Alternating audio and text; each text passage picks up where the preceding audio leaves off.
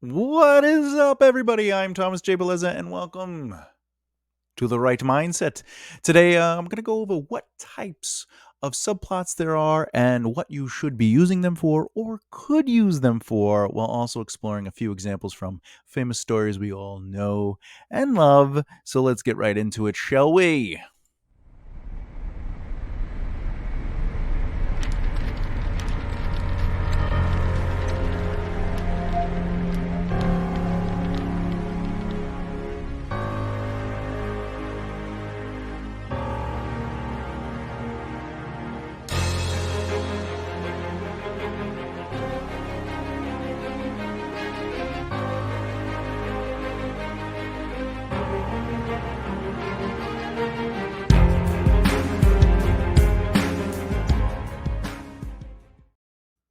Oh, yeah. All right. So, a massive thank you to everyone who's been watching these videos, this series in particular. And if you're following the other series and enjoying supporting the Right Mindset's YouTube channel, I really appreciate it. And as per the call to action that I have written here, if you're new here, like a beginner writer or an advanced author or a screenwriter in the right mind of whoever is crazy enough to become a writer, just give that subscribe button a click and follow along on lessons about our craft, analyzing and reviewing storytelling, and interviews with fellow writers as we celebrate the industry and talk shop together. Now, today we're going to be focusing on, as you can see, subplots. Now, the first video in this series kind of went over what subplots are. Today, we're really going to go over the types of subplots there are and seeing how they're utilized and really to give your brain some push forward. So, the first question we have to ask is, what is a subplot again? That's important to know. A subplot is a side story that runs parallel to the main plot. It has a secondary strand of characters and events that can infuse important information into the main storyline. As an aside, keep in mind a bad subplot would be, say, let's diverge our heroes from the main plot so far off that we do a side quest that doesn't necessarily result in anything that adds value to the main plot, ergo The Last Jedi. When Finn is like, "We gotta go this way, and we gotta find the guy who's he's the only guy that can break through the code and get us into the ship." However, when we get there and we're at the casino, it turns out we can't get that guy because we get thrown in prison, and we meet another guy who can do it. So why was he the only guy who could do it if now we're working with another guy who can do it? Was he the only guy? And that was really subverting? I don't know. Anyway, so we get on the ship. Bad. Bad subplot. Subplots need to add value and elevate the main plot in some way, either through character growth and development, where at least influences to strengthen the main story. So use subplots to add depth, detail, and tension and intrigue to the whole narrative and world. So, we've talked about this before, with Lord of the Rings, when Aragorn goes his way, they're adding value to the world and enriching the main plot in a way. They're basically working on the hedges, where Frodo and Sam Samwise Gamgee. They're heading towards the main plot, which is get rid of the ring, and then Aragorn and even Pippin and Gandalf. They're all doing their things and they're trimming the hedges. Anyway, the variety of subplots in a story's narrative keeps the characters and events moving with excitement to pull your reader in. Like, ooh! It also gives you a break as a reader. Like, how much time should you spend on the main plot? These extra subplots, even if it's one more subplot, it at least gives you a pause. Like, it gives you a minute to say, "Whoa," and you could work on that subplot. and kind of give your reader a breather from the main plot and then jump right back into it. Anyway, you want to make subplots relevant to the events and themes of your main story plot. You want to ensure your subplots are either doing one or more of these things: increasing tension, revealing character, or exploring backstory to characters and or the world. So, if we're going to use The Last Jedi, it doesn't really build tension per se. They just go there and there's like these weird horse creatures run through there and they get imprisoned. Oh my god. But then they find like the guy who is the other guy. I don't have time for that. Anyway, so what is a subplot again? Just to summarize, there's secondary stories that run parallel to your main plot line. They should be adding value to your main plot and have relevant events and themes as per the main plot. And of course, they should be adding character development, world growth, tension, and any kind of backstory you want to do. All right, so let's move on to the types of subplots there are, and then I'm going to give examples. I'm going to show you examples of subplots that are used in real projects. So let's do it. Types of subplots.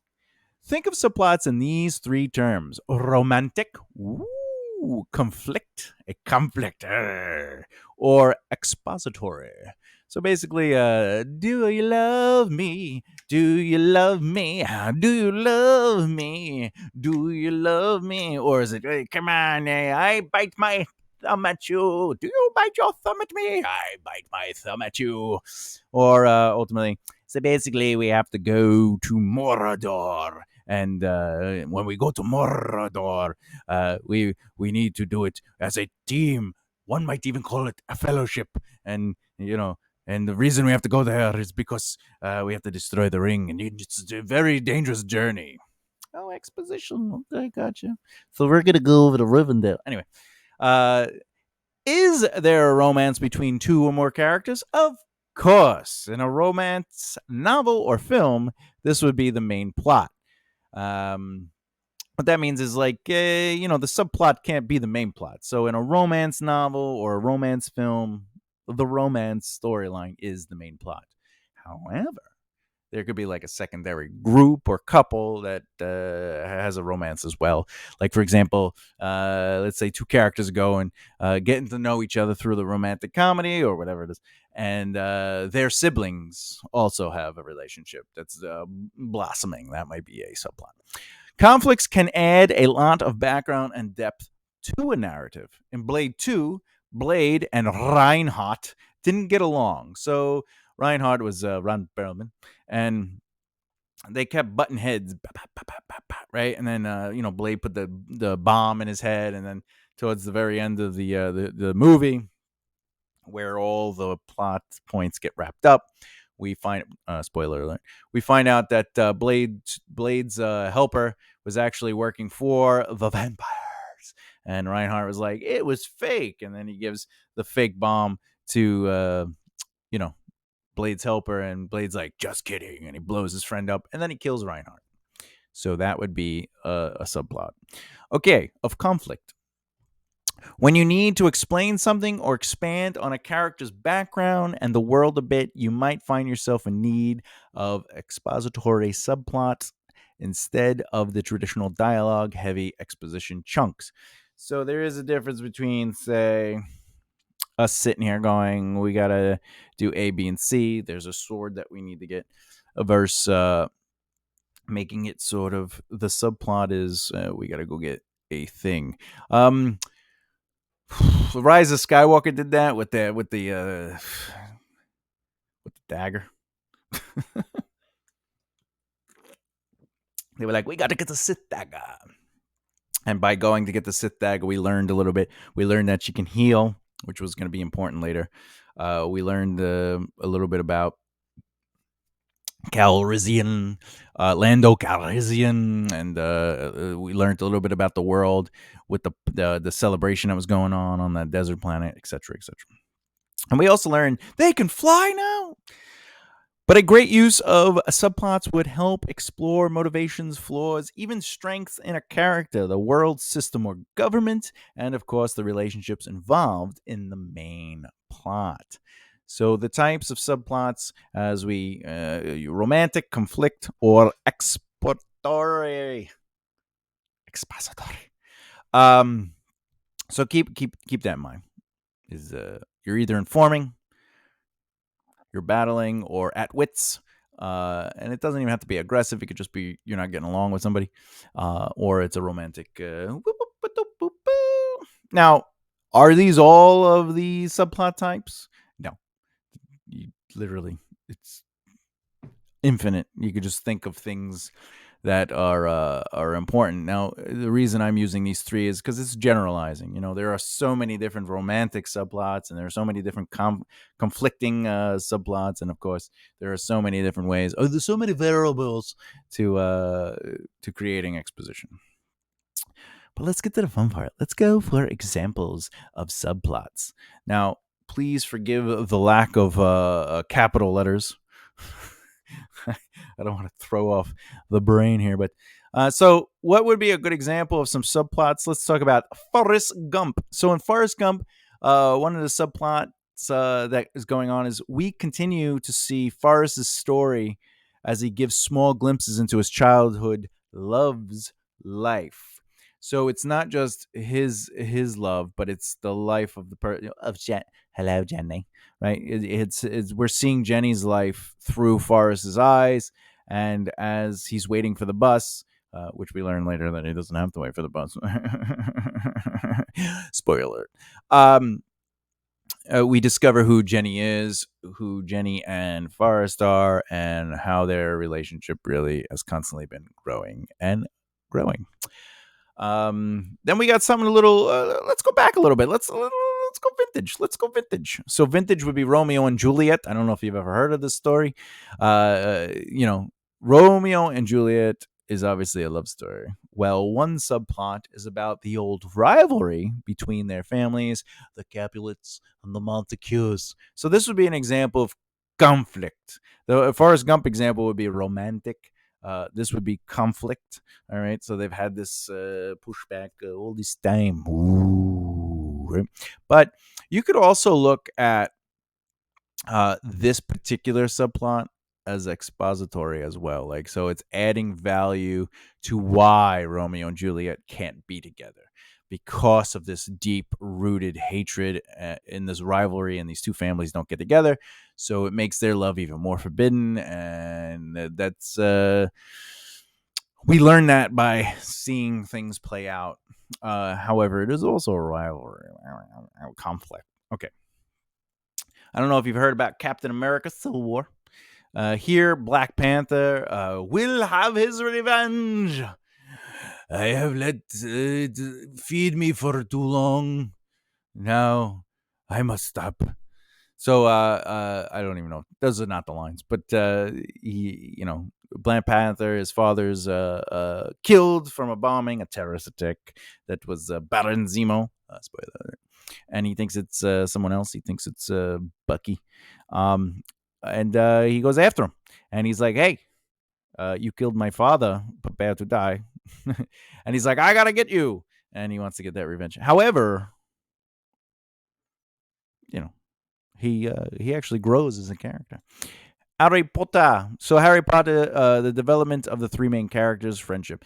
This is considered romance in a sense that the friendships are blooming. Now remember, romance doesn't always have to be love. Romance could just be that people get along and they like each other, and it's budding friendships. I got a can today. I don't have my bottle, nor do I have the Diet Cherry Pepsi. I apologize. And of course, one of my favorite examples is hello. My name is Indigo Montoya. You killed my father. Prepare to die. From It's that Princess Bride. So the main plot line obviously has to do with Buttercup and William. William? Yeah, Will. Yeah. Why can't I remember his name? As you wish. So they're in love, and he's trying to save her, and the dread pirate Roberts is trying to save Buttercup. So that's like the main storyline. And then this is sort of a little like side quest, like not a side quest. This is the subplot where he's like, hey, he killed my father. The revenge business is really hard. It doesn't pay very well, so I had to get a job with Vizzini. So that's why it's a subplot. You're learning a lot about the character. You learn a little bit about the history of the world. There's some exposition there, but there's also the conflict with the six-fingered man. Imagine his finger was like that. Anyway, all right. So, what are my final thoughts on all this hoopla? I think the point of subplots is not to add more convoluted narrative to your story. It's to bring color, depth, and value to the main narrative, to paint the world in a fuller light.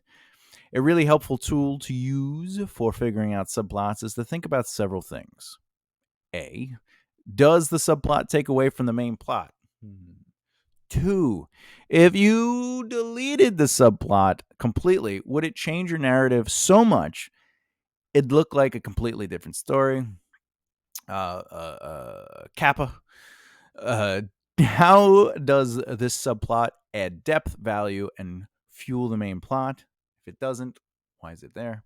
And finally, but not last or least, are your subplots full or secondary aspects? Meaning, do they have real value or are they just things that happen? So, my final thoughts on subplots should be that when you look at your subplots, break them down, ask some questions. If they're just there to happen, you'll find that on this channel, very much so, I do not believe things that happen mean that anything's happening. Sometimes lots of stuff is happening, but nothing is really happening. But it's important to kind of note that in your storytelling. Does this subplot add any value to the main story? Does it add any value to the story? Does it really bring out the characters, or is it just something I want to tell in my story? And the thing is, you should be writing the story you want to write. And, don't write for an audience, write for you, and your audience will find you. And once they find you, what are they discovering? Your voice. Your voice is what separates you. That's why you can write Romeo and Juliet, and Shakespeare could write Romeo and Juliet, and they would be different stories. Now, obviously, if you copied it word for word, it would be the Bard's story. But what I'm saying is, if the character, like the outline was presented, and you were like, "Hey, you got these two characters. There's these two families. They don't get along. The inciting incident is going to be a dance, like a ball, and Romeo and Juliet, they meet there. There's a battle. One of the family members dies, killed by Romeo. And at the end of the story, Juliet fakes her death. Romeo thinks she killed her, and so if those plot lines existed and you wrote it and William Shakespeare wrote it, they would be completely two different stories based on how you write it. That becomes your voice, right? So allows subplots not to just be you going, hey, it would be really cool if this character did that thing. If that thing could be a part of another story, even if it's a subplot to another story that adds value to that story, maybe hold off on it, because that's what makes better storytelling, is cohesive, streamlined, colorful, articulate storytelling is really based in making sense. You want to be clear in your stories. And it's great to kind of like add those little things, even if they're for you, those sort of like no one really knows what's going on, but it's for you. That is for me, um however, use your subplots to add value. Use your subplots to help build your voice. Maybe your main plot is exciting, but the way you allow characters to feel romance, conflict, and exposition really defines your voice, and that's okay too. My suggestion is to stand clear of just making things happen because you want them to happen, and I don't mean that in the sense of like, oh, that was a Deus Ex Machina. Like, where did that come from? That well, the writer needed it to happen. I'm talking about like, just because things are happening doesn't always mean things are happening. So justify the purpose of things happening. Why do we need to know this? Why does that need to develop? And how does it add value to the overall story? It doesn't have to directly uh, uh, interact with the main story per se, but they do run parallel and they have to influence each other in one way or another. You can't just have a character go have this subplot and their life changes, but their life changing doesn't influence the main plot. If they're growing and developing, if they learn to have a relationship with somebody, if they have a conflict that is resolved or not resolved, if they run into an exposition, a scene where we're learning a little bit about the world, if we're learning about the world, how does that directly influence the main story or kind of touch on it, or how does it motivate your character? Like if your character has a romantic relationship, that should influence the main story in some way. They're emotionally different. Chemically, they are different now, right? Because they're feeling things that they didn't feel before. Now they might have that tension of, if I die, I'll lose the person I love, or if I fail, maybe I won't be, I won't be worthy in the eyes of the person I love. Whatever it is. So it has to influence the story like that. So, I'm just saying. The next video in the series will be it will give us a deeper insight to writing better subplots that aren't just saying things but making something from nothing. Remember, you never just want to be that the story you never just want to have a story where a lot is happening but nothing is going on, right? So it's that's my conclusion too. It's like, don't just make things happen because things need to happen, and don't just have lots of stuff happening and then allow nothing to really be happening. Okay. My question to you all is, there are so many subplots in some of our favorite stories. I would love to know what subplots really added to one of your favorite stories. Let me in the audience know in the comments below. Want to learn more about improving your craft, insight on the industry, and hearing from fellow authors?